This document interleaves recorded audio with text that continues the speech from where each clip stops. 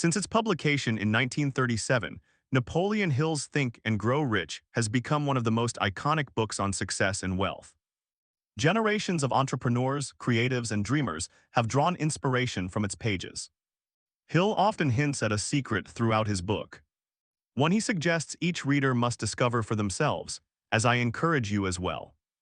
But behind all the mystery, metaphors, and bold promises, there's actually a lot of practical advice that makes sense from a psychological perspective. While reading, I found that many of Hill's core ideas align with what modern psychology knows about human motivation, behavior, and performance. Now, getting rich is often a complex result from factors ranging from your environment and genes to your decisions and behavior. However, I do believe that when you implement the strategies mentioned in the book, you're getting much closer to transforming your desire for money into reality. So let's find out how to think and grow rich actually makes you rich. Desire is the starting point of achievement. Hill begins with a bold claim. All riches begin with desire. But he's not talking about a casual wish. He means a burning, definite desire that takes hold of your thoughts and fuels your daily action. This maps surprisingly well onto modern goal-setting theory, which finds that clear, challenging goals dramatically boost motivation and performance. Psychologists know that goals direct attention, energize effort, and help people persist through obstacles. Vague ambitions like "I want to make more money" rarely inspire action. But when you set a specific goal, "I want to earn 10,000 euros in freelance work over the next 3 months," your brain starts to map out a plan, which is exactly what you need to do at the beginning of the book. You begin tracking your progress, adjusting strategies, and prioritizing your time. The stronger and more concrete the desire, the more likely it becomes a reality. Faith and belief turn desire into reality. Hill argues that desire is powerless without belief. In his words, you must have faith.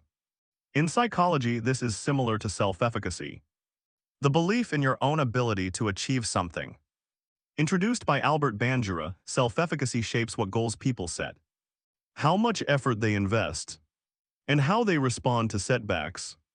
If you believe you can build a successful business or achieve a certain career, you're more likely to start, more willing to fail, and more likely to try again. For instance, someone who wants to launch a coaching practice but doubts their ability might procrastinate or abandon the idea. But someone with high self-efficacy will face those same obstacles and push through them. They expect to succeed and often do. Autosuggestion, programming the mind through repetition. One of Hill's signature ideas is autosuggestion, repeating affirmations to yourself to reprogram your subconscious. It sounds mystical, but modern psychology gives us a more grounded explanation. Repeated affirmations can act as verbal self-cues that subtly shape attention and behavior. They also tap into expectancy effects and priming, which influence how we perceive, act, and make decisions in our world. Verbal self-cues work a bit like mental nudges. They remind you of your goals and desired identity throughout the day, keeping them front of mind when choices arise. Interestingly, positive self-talk seems to have a limited effect on performance, while negative self-talk can significantly decrease it. Expectancy effects, on the other hand, refer to how our beliefs shape our behavior. If you expect to be confident or successful, you're more likely to act in ways that make that belief come true. Priming adds another layer. Repeated exposure to certain words or ideas can subtly influence how we interpret situations and what actions we take. These aren't tricks. They're part of how our brain filters and responds to the world. For example, telling yourself, "I'm becoming a confident negotiator," every morning doesn't magically change your skills. But it might change your behavior in small ways. You might be more likely to speak up, to prepare better, or to reflect on what worked. Over time, these small shifts compound. Autosuggestion isn't magic. It's developing an unconscious shift in mindset and attention towards productive decisions and behavior. Visualizing success to prepare for action. Hill tells readers to visualize themselves already in possession of wealth and success. Modern psychology supports this through research on mental imagery and implementation intentions. Mental imagery helps you mentally rehearse future actions. while implementation intentions help you plan when, where, and how you'll execute them. Take the example of an aspiring entrepreneur preparing for a pitch. Visualizing the moment. Standing in front of investors, speaking with clarity, handling questions, can help reduce anxiety and increase confidence. Add a specific plan like, if I wake up at 7 a.m., then I'll spend 30 minutes refining my pitch. And you're turning vision into execution. The more vividly you imagine success and link it to action, the more likely it becomes. Specialized knowledge beats general knowledge. Hill emphasizes the importance of specialized knowledge over general information. In today's world, this advice holds even more weight. Research on deliberate practice shows that expertise is built through focused effort in a specific domain, not broad, casual learnings. Think of someone who focuses on mastering specific skills such as SEO, investing, or even writing. Instead of bouncing between unrelated topics, they break the skill down, practice with feedback, and level up intentionally. Over time, you're no longer being paid just for your work, but for your judgment, decisions, and the value that comes from your specialized knowledge. That's how top performers build competence, and often wealth. The power of persistence. Hill calls persistence the secret ingredient behind every success story. Psychologist Angela Duckworth presented this decades later with the concept of grit. Passion and perseverance over the long haul. Even when talent and intelligence are equal, grit often makes the difference. Persistence doesn't mean doing the same thing over and over. It means adapting, learning, and continuing even when progress is slow.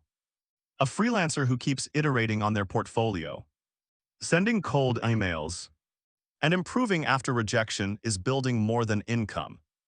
They're building the psychological habit of resilience, which in turn increases your chances of finding success one day. Mastermind groups' success is social. Hill claimed that aligning yourself with intelligent, driven peers, the mastermind, creates a synergistic effect. Today, we know that social capital, peer learning, and distributed cognition are powerful drivers of performance. These concepts show how ideas, accountability, and motivation can be amplified in a group setting. This isn't just theory. It shows up in real life. One of the most famous modern examples is the PayPal Mafia, a group of former PayPal employees and founders who went on to build companies like Tesla, LinkedIn, YouTube, Yelp, and Palantir. Their success didn't just come from individual brilliance. It came from sharing ideas, backing each other's ventures, and continuing to collaborate years after PayPal was sold. Mastermind groups provide feedback, expand access to resources, and increase psychological commitment.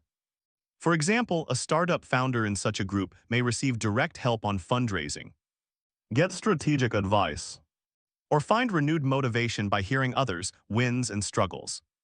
Success doesn't happen in a vacuum. It happens in community. Decisiveness in decisions. Hill warned against indecision and praised quick, firm decision-making.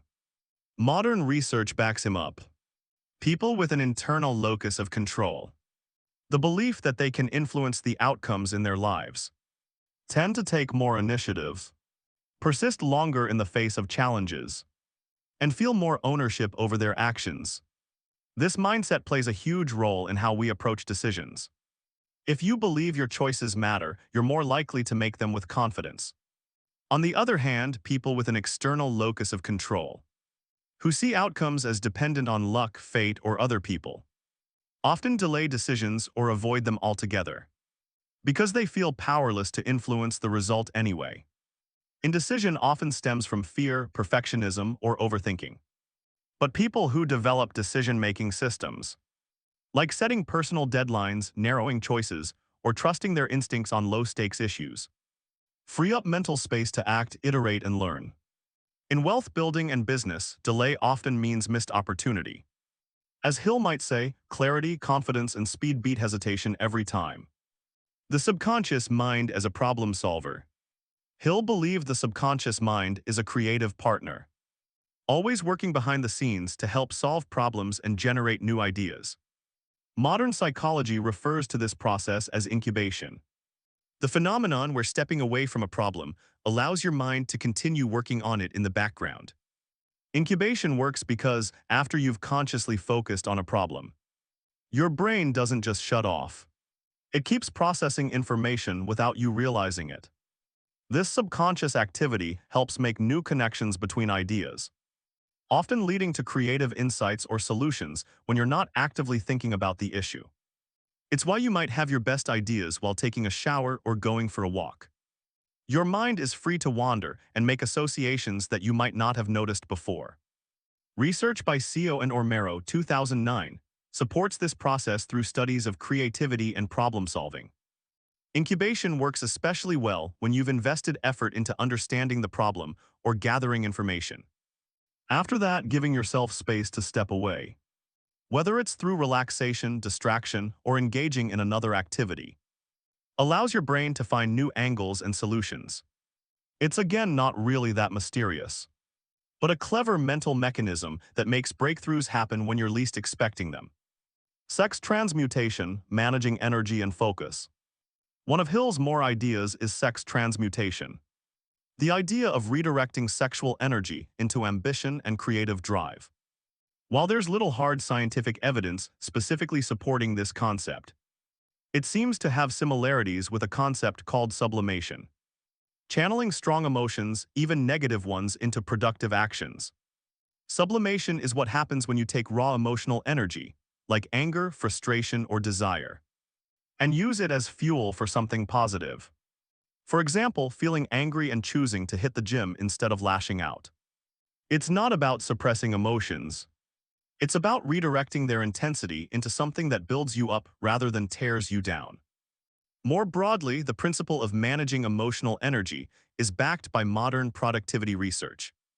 High performers often create routines that help them stay focused, minimize distractions, and channel their impulses into consistent action. Whether or not libido specifically plays a role, the real skill is learning to control your emotions and impulses, and using that energy to focus on actions that benefit your financial, creative, and personal goals. Fear, the ultimate saboteur. Hill argues that fear of failure, poverty, criticism is the main reason people never pursue their goals. Psychology backs this up. Avoidance, motivation, and cognitive distortions can trap people in cycles of inaction.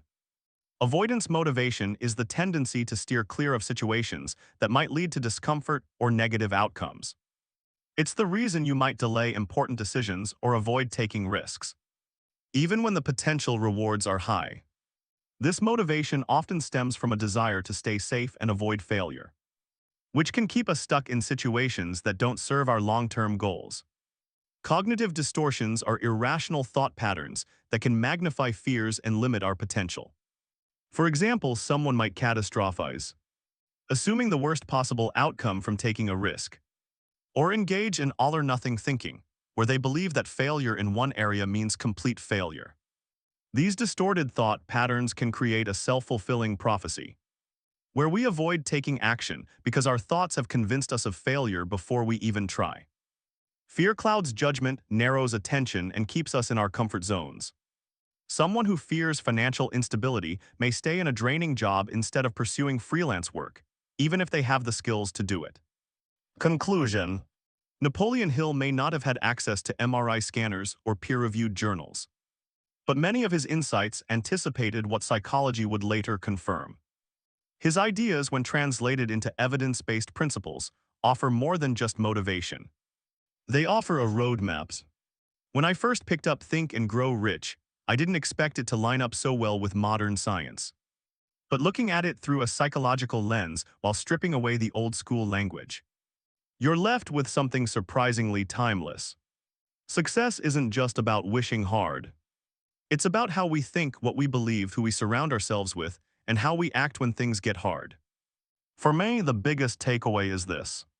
You don't need to follow every principle to the letter, but understanding why these ideas work makes them a lot more useful. When you combine a clear goal with the right mindset and behavior, that's when things really start to move. And if you can build that on a foundation of self-awareness and evidence-based strategies, even better.